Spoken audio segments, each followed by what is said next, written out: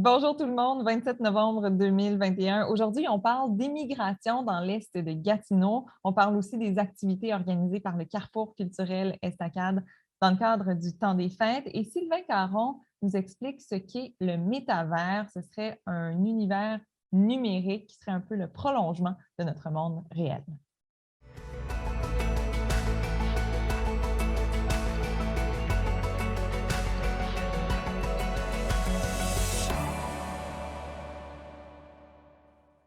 On débute l'émission en parlant d'immigration parce qu'il y en a des immigrants dans l'Est de l'Outaouais. Alors, je joins Josée Lacasse, elle est intervenante en immigration. Bonjour, Josée. Bonjour. Et je joins également Michaela Salomon, elle est agente en soutien à l'immigration. Et bonjour, Michaela. Bonjour. Et les deux, vous êtes au CJE Papineau, au Carrefour Jeunesse Emploi Papineau, pour soutenir donc les immigrants, soutenir également les entreprises qui veulent accueillir des immigrants. Et ce que je trouve intéressant, c'est que la fin de semaine dernière, au marché de Ripon, vous avez tenu un kiosque pour écrire des cartes de Noël aux immigrants de l'Est de l'Outaouais. Comment ça s'est passé, cet atelier, Michaela? Tu étais là, toi? Oui, ça a super bien été. Pour nous, c'est vraiment important d'accueillir les nouveaux arrivants avec tout notre cœur, de montrer qu'ils sont bienvenus ici dans notre région. Puis, ça donne aussi l'occasion de parler de l'immigration ici dans notre milieu pour vraiment avoir un bel échange avec tout le monde. Et aussi, c'est une façon de les souhaiter bienvenue puis de les accueillir parmi nous. Bien sûr. Est-ce que si on a manqué cette occasion de leur écrire des cartes de Noël au marché de Noël de Ripon, on peut se reprendre? Est-ce que moi, si j'en écris une chez moi, je peux vous l'envoyer puis vous allez la donner à des immigrants? Oui, ça, c'est possible de l'envoyer au Carrefour Jeunesse Emploi à Saint-André-Avelin. Avec plaisir, oui. Excellent. Donc, l'appel est lancé. Si vous souhaitez la bienvenue à des immigrants de l'Est de l'Outaouais, vous pouvez en écrire. On remet ça au Carrefour Jeunesse Emploi à Buckingham ou à Saint-André-Avelin. Vous avez 2 bureaux, puis vous chargerez de les remettre à des immigrants. Alors, excellent. Et donc, les deux, Josée, Michaela, vous travaillez donc à l'immigration au Carrefour Jeunesse Emploi. J'aimerais ça connaître un peu votre rôle. Dans un premier temps, Josée, qu'est-ce que vous faites, vous? En fait, depuis quelques années, le service en immigration existe au Carrefour Jeunesse Emploi de Papineau. En fait, c'est une collaboration, un partenariat avec le MIFI. Donc, on a 2 ententes avec le MIFI, dont Le l'entente ministère de le l'Immigration. ministère de l'Immigration, de la Francisation, de la Diversité. Donc, on a 2 ententes, en fait, qui fait en sorte que moi, mon rôle, c'est d'accueillir et d'accompagner dans l'intégration des nouveaux arrivants, que ce soit par l'intermédiaire d'employeurs dans la MRC Papineau, plus précisément. Donc, moi, mon rôle, c'est de me déplacer, d'accompagner, d'accueillir ces nouveaux arrivants-là et de faire en sorte qu'ils ont tout ce qu'ils ont besoin, tant au niveau administratif qu'au niveau de se loger, de s'installer dans la région de la MRC Papineau. Donc, moi, je les accompagne dans ces démarches-là et je vois leurs besoins, en fait. Oui, d'où est-ce qu'ils arrivent, les immigrants, quand ils arrivent dans l'Est de l'Outaouais? Ma question, en fait, c'est est-ce qu'ils arrivent des plus grands centres? Par exemple, ils seraient arrivés dans un premier temps à Montréal, ils auraient passé peut-être quelques mois là, peut-être même jusqu'à une année, puis ensuite ils se redirigent vers l'Est de l'Outaouais, ou encore c'est vraiment des immigrants directement qui arrivent des autres pays? C'est sûr que je dirais que la majorité présentement, c'est ceux qui viennent de d'autres pays.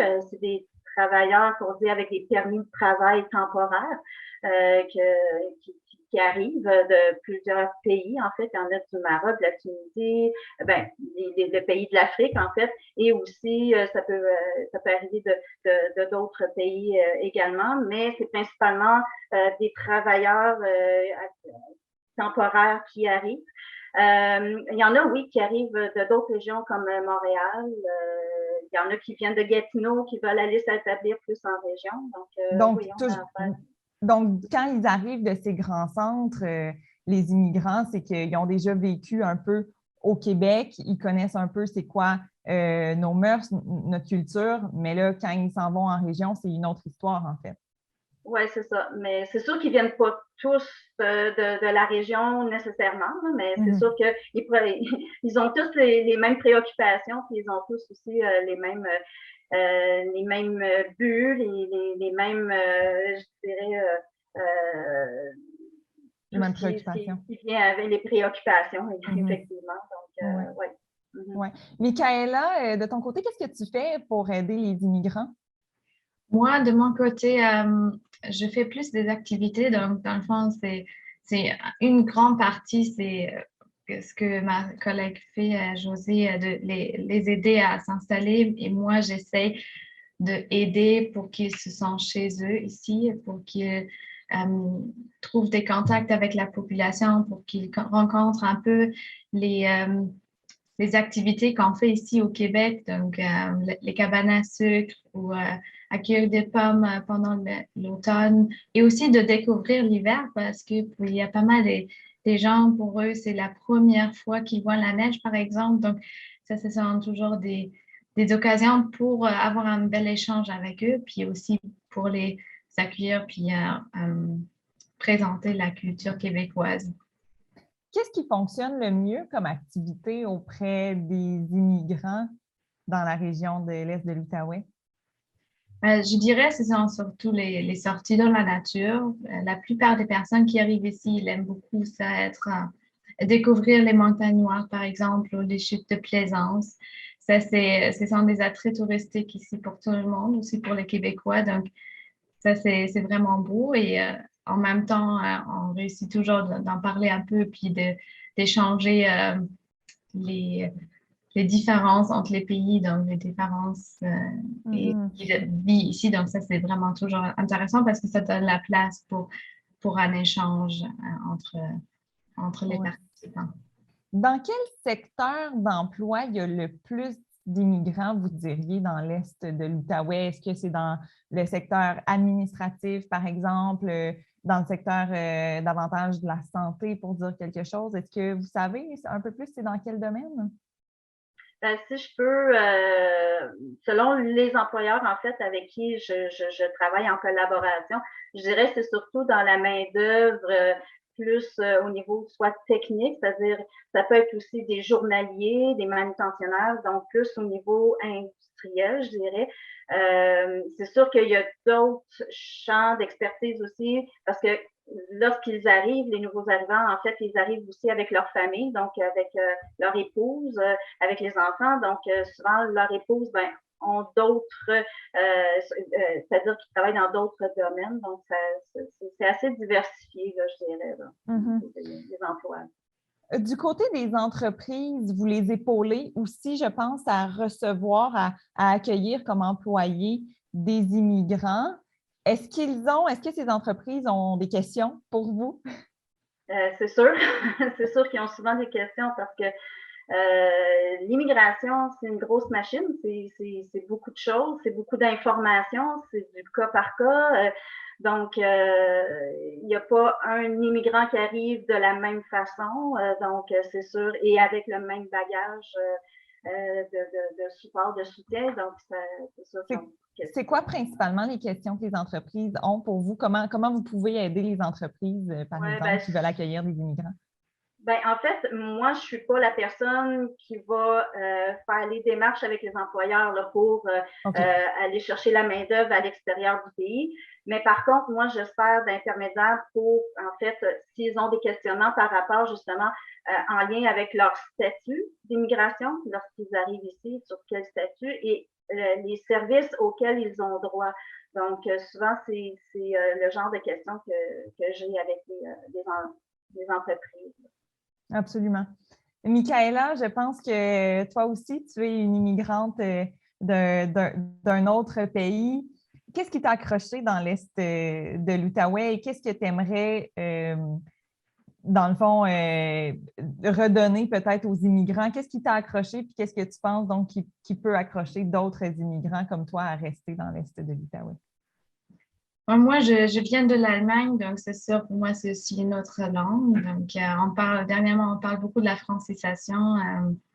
Je veux encourager tout le monde d'apprendre le français, puis d'essayer à parler aux gens ici dans la région parce que les gens sont très chaleureux, ils sont vraiment accueillants, ils ont envie de connaître notre histoire. Donc, si on commence à partager notre histoire avec les gens autour de nous, on trouve des amis, puis on trouve une communauté très ouverte. Puis, oui, ça, c'est vraiment une belle chose. Michaela, José, merci beaucoup pour votre échange aujourd'hui. Merci. Merci. Merci Au de revoir. l'invitation. Au revoir.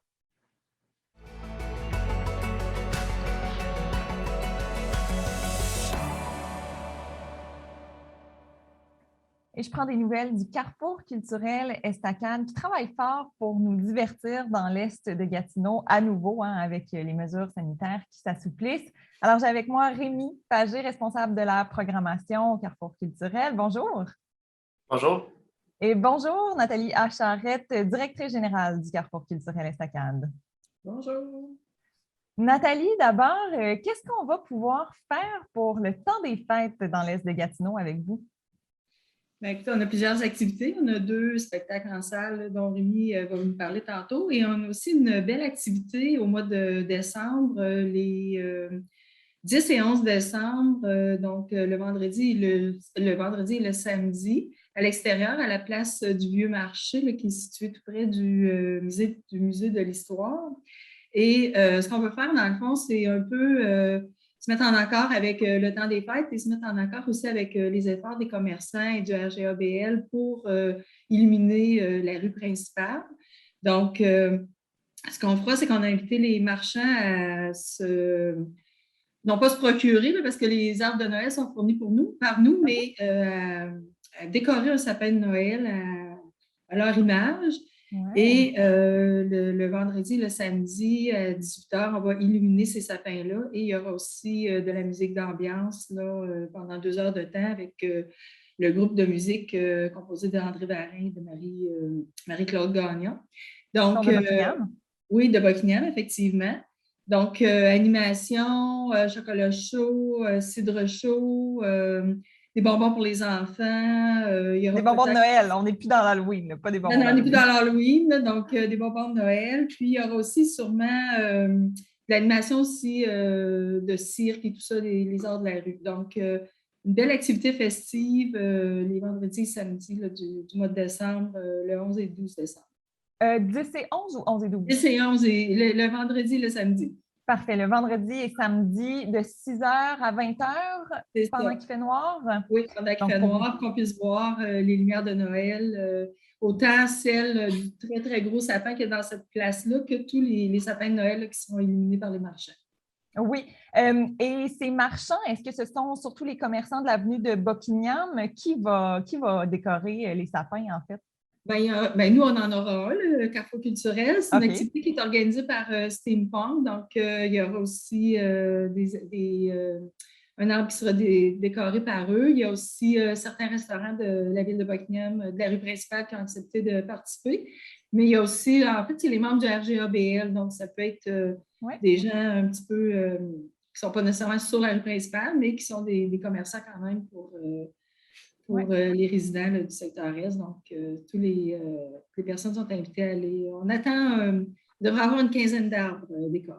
OK, quand même. Et ils vont être éliminés, donc, ces 2 soirs-là. Est-ce qu'ils vont être éliminés pour le reste du mois de décembre ensuite? Ce n'est pas encore décidé. Là. Il y a toujours une question de laisser les arbres en place et tout ça. Donc, mais pour cette fin de semaine-là, c'est certain qu'ils vont être éliminés pendant les 2 jours. Excellent. Et pour le mois de décembre, tu disais aussi qu'il y a 2 spectacles qui s'en viennent. Rémi Pagé, quels sont ces spectacles? Ben oui, Floralie, imagine donc qu'on commence ce mois-ci, dans les prochaines semaines, on va lancer en fait notre série Cabaret. On va le voir en vrai. En fait, le premier artiste, Geneviève et Alain, ils vont venir le 16 décembre prochain. Ils vont être là à 19h30. Et puis, on va inviter le public à venir les écouter dans notre fameuse formule Cabaret dont on parle le temps dans les dernières semaines. en fait, on va inviter les gens à venir sur la scène avec l'artiste, à venir vivre le moment avec eux. Hein? Donc, ça va être une expérience très différente de ce qu'on a vécu déjà dans les autres salles de spectacle dans la région. Donc, on espère que les gens ils puissent participer à la soirée. S'ils ont envie de se lever pour aller au bar, ils vont pouvoir le faire. Ils vont pouvoir, il va y avoir une ambiance un peu plus tamisée. Donc, mes attentes sont très, très hautes pour ce spectacle. Geneviève et Alain, en fait, ça va être super parce qu'ils ont été avec nous. Est-ce que c'est leur premier spectacle d'un nouveau spectacle? En fait, c'est le nouveau spectacle qu'ils lancent, justement. Ils sont venus cet automne en résidence de création. Donc, ils viennent de sortir leur nouvel album et là, ils ont passé une semaine au complet dans notre salle à venir justement développer un système de lumière, une mise en scène, justement avec leur... ils travaillent avec...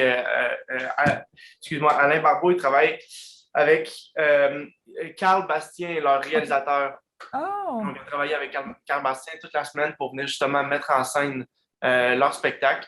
Et puis, ils ont choisi la salle des Jardins pour faire ça, pour développer leur spectacle, en fait. Ça, c'est génial. Oui, c'est ça. En fait, on est super heureux de les avoir accueillis ici parce que c'est des gens du coin, c'est des artistes d'Ottawa-Gatineau, hein, rappelons-le. Donc, on a été super contents de les accueillir dans la salle pour les aider aussi. C'est une belle entente donnant-donnant. Nous, on est contents de les recevoir, de diffuser leur spectacle. Eux, ils ont été super heureux également de venir montrer leur spectacle dans notre salle. Ben donc, oui. C'est ça pour Geneviève et Alain. Ensuite, le 19 décembre, donc quelques jours plus tard, on va avoir un spectacle pour les jeunes enfants et les familles. Donc, ça s'appelle Le Théâtre Magique. C'est un théâtre, comme le nom l'indique, en fait, ça va être un magicien qui va venir mettre en scène ses meilleurs tours. Et c'est très, très, très, très drôle, très rigolo. Toi, tu l'as vu, le spectacle? Je ne l'ai pas vu en vrai encore, mais je l'ai regardé beaucoup sur les capsules qu'il m'envoyait. Et puis, moi-même, j'ai envie d'y aller. Pas plus tard que tantôt, j'ai dit à Nathalie, je pense que je vais amener mon petit voisin de 7 ans. Allez voir ça. Je pense que ça va être vraiment un bel après-midi parce que le spectacle est à 4 heures. Les billets sont déjà en vente d'ailleurs. Et puis, on invite donc les familles à venir avec les enfants suggérés 10 ans et moins. Donc, de venir voir ce spectacle en vrai. Donc, un magicien qui va venir inviter aussi beaucoup les jeunes à participer au spectacle. Il y a de la musique, il y a des tours, il y a du théâtre. Et puis, c'est très, très participatif. Donc, je pense qu'on va avoir un très bel après-midi. Oui, donc 2 spectacles pour décembre. Puis en ce moment, c'est quand même des ventes un peu partout, hein, avec le Black Friday qui avait lieu ce vendredi. Vous aviez une promotion d'ailleurs. Est-ce qu'elle se poursuit toute la fin de semaine, cette promotion? Oui, notre Vendredi fou se poursuit jusqu'à dimanche soir minuit. Donc, actuellement, tous nos billets sont en vente à 10 de rabais. Et dès lundi, on aura le cyber lundi. Donc, on a mis en vente nos forfaits complets, donc forfait cabaret, forfait humour, forfait saison régulière, à l'achat de tous les billets un billet, mais de tous les spectacles. Il y a 20 de rabais pour chacun des spectacles. Et dans le cas du forfait humour, ce qu'on a fait, c'est à l'achat des 3 billets là, de François Léveillé, Alexandre Barrette et Réal Bellan, le spectacle Corbeil et Maranda est gratuit. Donc, 3 belles promotions, 3 beaux cadeaux de Noël à offrir aux gens du secteur. On a aussi des cartes cadeaux qui sont disponibles sur le site web de la billetterie. Donc, saldesjardins.ca. C'est facile à trouver. Puis, il y a aussi les cartes cadeaux qui sont disponibles. Alors, plein de beaux cadeaux qu'on peut offrir pour Noël dans le domaine des arts et du divertissement. Rémi et Nathalie A. Charette, merci beaucoup. Plaisir. Merci, Floralie. À bientôt. Bye-bye, à bientôt. Bye.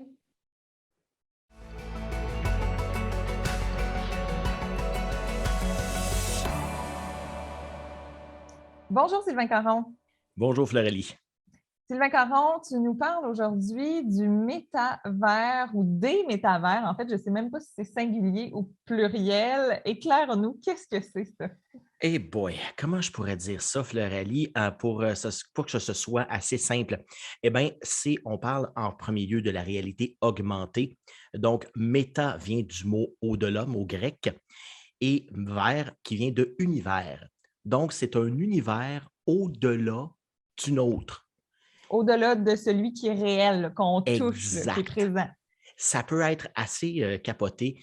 Bon, on se souviendra pour les gens de ma génération du film Total Recall avec Arnold Schwarzenegger qui entrait littéralement dans un autre univers. On n'est pas là encore, heureusement, mais on parle plutôt de casques de réalité augmentée, mais qui se traduisent, bon, on en voit ici en arrière, je ne sais pas si on peut les voir bien, c'est des casques qu'on appelle les HoloLens, c'est Microsoft qui a sorti ça. Et puis, c'est un casque qui nous permet de voir d'autres choses qui ne sont pas réelles. Par exemple, des hologrammes. Il y a une petite vidéo qui circule d'ailleurs sur Internet où on peut voir quelqu'un qui, de par ses lunettes, voit un petit cube sur son bureau qui n'existe pas évidemment, et puis il joue avec le cube et en empile d'autres, un peu comme s'il jouait au Lego, mais totalement de manière virtuelle. C'est là que ça commence. Et là, les métavers, parce que oui, ça va devenir pluriel, c'est chacun des, bon, on appelle ça les GAFAM, donc Ouais. Google, Amazon, Facebook, Apple et Microsoft. Mais là, ça va changer. Le F a changé parce que le Facebook s'est rebaptisé Meta. Mhm. Donc, ils veulent vraiment miser là-dessus. Ça OK, donc remonte. ce serait une des explications pour Oui, lesquelles oui, Facebook absolument. a changé pour Meta parce que donc les C'est métavers sont l'explication. très importants. Ouais. C'est l'explication totale. On veut se diriger vers les métavers. Et bon, là, ça peut ouvrir une porte à beaucoup de choses. C'est quand on parle de réalité augmentée. On ne sait pas trop comment ça va se matérialiser. On a essayé, en 2009, Google avait lancé les Google Glass. C'était une petite paire de lunettes très, très, très, très mince avec un petit hologramme dans un seul et on pouvait commander bon, des choses sur notre cellulaire et compagnie. C'était plus une manette, un peu comme on a des montres intelligentes aujourd'hui, Mhm. si on peut voir, mais c'était directement dans notre œil. Ça a tombé un peu dans l'oubli. Les gens n'ont pas adopté ce mode-là parce que, bon, aussi, c'était très cher à l'époque. Et puis, je ne te cache pas que c'est très cher aussi Ouais, aujourd'hui, là. c'est combien? Le C'est combien casque de base, là, oui, c'est un bidule. Ce bidule-là, celui de Microsoft est un des plus onéreux, sinon le plus onéreux. On parle de 3 500 US pour le modèle de base. Et il y a des applications aussi. Microsoft se lance un peu moins dans le grand public, mais peut-être un peu plus pour l'instant dans le domaine industriel. On a un projet pilote d'ailleurs chez Mercedes-Benz dans les concessionnaires où les mécaniciens peuvent, pour des problèmes électriques, électroniques très complexes, consulter des gens qui sont, mettons, à Toronto ou à Vancouver ou peu importe dans le monde. Ils peuvent les consulter et en même temps, tout le monde a la même vision. Donc, le mécanicien peut dire, ah ben, OK, regarde, je suis là, bon, telle chose, je veux vérifier, j'ai tel problème. Et la personne consultante peut l'aider à dire, ah, OK, vas-y, va voir tel problème, je pense que c'est celui-là. OK, mais attends une minute, là. Ça veut dire que c'est comme regarder une vidéo YouTube, Mhm. mais tu n'es pas en train de regarder une vidéo YouTube, tu es en train de le voir un peu en Et le 3D parce que faire tu as aussi. mis le casque. Mhm. Absolument. Ah. C'est vraiment très, très, très. C'est space, un peu comme on dit dans le monde, parce que, bon, Fait c'est que- quelque chose qu'on n'a jamais vu avant, non, c'est ça. vraiment, là. Puis, tu sais, on en fait déjà des rencontres Mhm. virtuelles avec nos Oui. collègues de travail. On peut faire ça à Toronto, justement, tu donnais l'exemple. Mais là, ce serait une rencontre virtuelle à un niveau supérieur. Oui, à un autre niveau. Et d'ailleurs, Microsoft qui a lancé la plateforme Mesh, comme on dit, un mesh of wires, un peu un ensemble de fils, un peu comme un tissu, si on veut. Et puis, ils vont l'amalgamer avec la plateforme Teams, qui est très populaire aussi.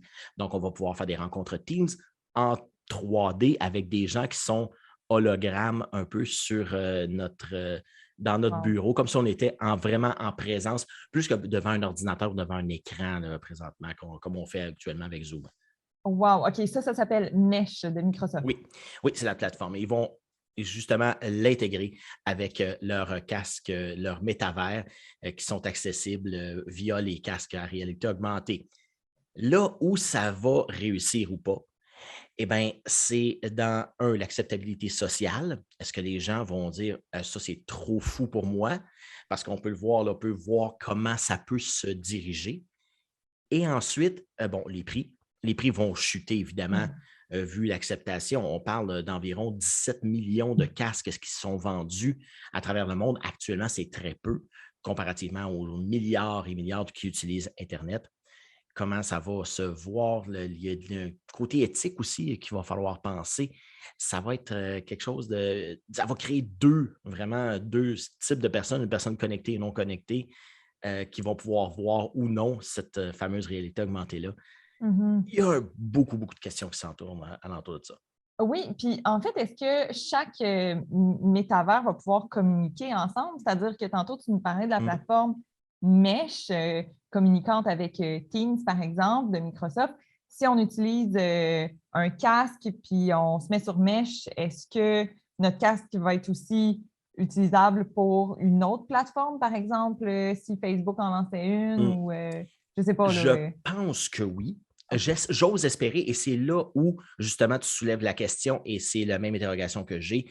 L'acceptabilité va faire en sorte aussi que l'universalité, un peu comme le web est universel. Peu importe qu'on se connecte sur un ordinateur, une tablette, n'importe quoi, on peut accéder au web. Et là, c'est là où, justement, ça va avoir le plus gros impact sur la vie ou la mort des métavers, c'est l'universalité. On va s'acheter un casque, mais encore là, est-ce que tous les casques vont donner la même chose? Parce qu'il y a des lunettes maintenant qui sont à réalité augmentée, mais ils offrent plus ou moins d'options. Donc, c'est tout un nouveau monde qui s'en vient. Et moi, je m'en console, Floralie, parce que porter des lunettes, ça va être de plus en plus à la mode trendy, comme on dit, le retour des bonnes vieilles lunettes. En tant que porteur de lunettes, ben, moi, je m'en réjouis. Et moi, j'ai bien hâte de voir si, peut-être dans 50 ans, est-ce que ces casques, il y en aura plusieurs dans chaque maisonnée. Hein? C'est comme les ordinateurs. Auparavant, il y en avait un seul et maintenant, tous les membres de la famille ont une tablette, un ordinateur. Ou encore plus petit.